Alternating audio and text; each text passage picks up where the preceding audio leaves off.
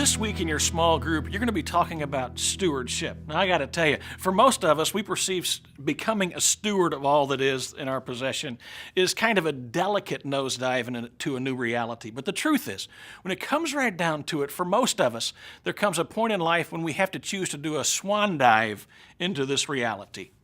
I am going to be sharing with you a little bit about what it means to be a steward of all God has given you.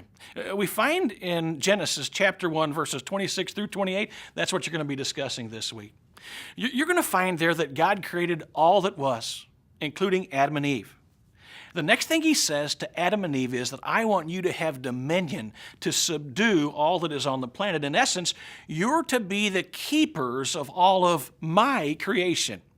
That was to be their role. And if we kind of look at that in light of our lives as followers of Christ today, we realize that he has placed some things in our responsibility as stewards. Some of those things might be, for instance, your money or your time, your relationships. Perhaps it's going to be the way that you live your life on a daily basis. He has given us life. He's given us time.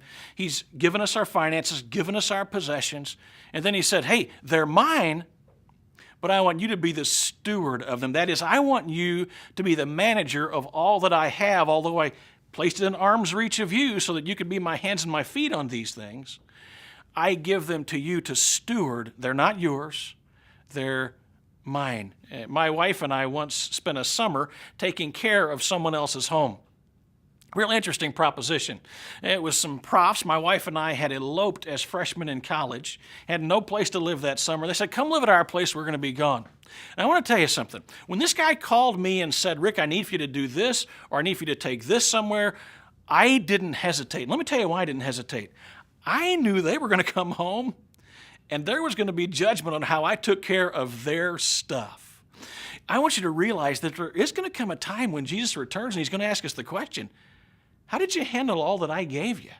And there's going to come a point when we have to answer that particular question.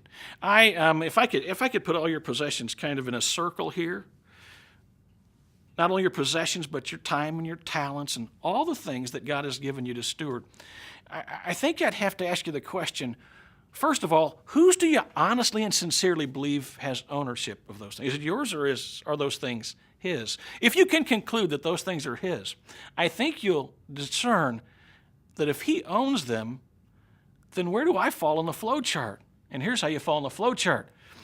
We find God who has ownership, and then we're the managers of all that he's given us. We're second on the list. When we can come to that conclusion, that we are his, accomplishing his task through all that he's given us, all of a sudden the game changes. We realize that our gifts and abilities change not just our life, but the lives of others because we are part of a community. That was a great awareness for me at one point in my life, was to conclude that when I chose to keep in hand all that was mine, what I thought was mine, what was actually his, it didn't affect just me, it affected everyone I was in community with. When I, for instance, say, no, your gifts and abilities, the spiritual gifts you've given me are mine, I'm like an arm that says, I don't need you. I step aside and leave the rest of the body to do the best they can with what they've got. And the body can never function at full capacity in that light. Not only that, whenever I look at my finances, if I were to say, I'm not going to give you, God, what's yours, what I'm really saying is, I'm not going to give you back a little bit of all you've given me because you're only asking for 10%. But that affects the way the church does ministry. It affects the way the church is able to help the poor and the needy. It affects the way that we take care of one another.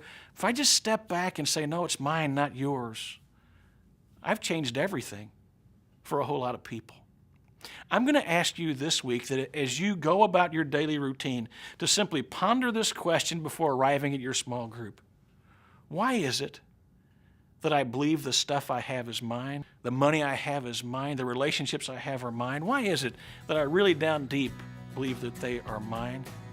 And once you answer that question, once you kind of understand that, then ask yourself this question. Now that I know that those things are not mine, what is it that is keeping me from giving them to him and simply being stewards of those things on his behalf? What is it that causes me to do that?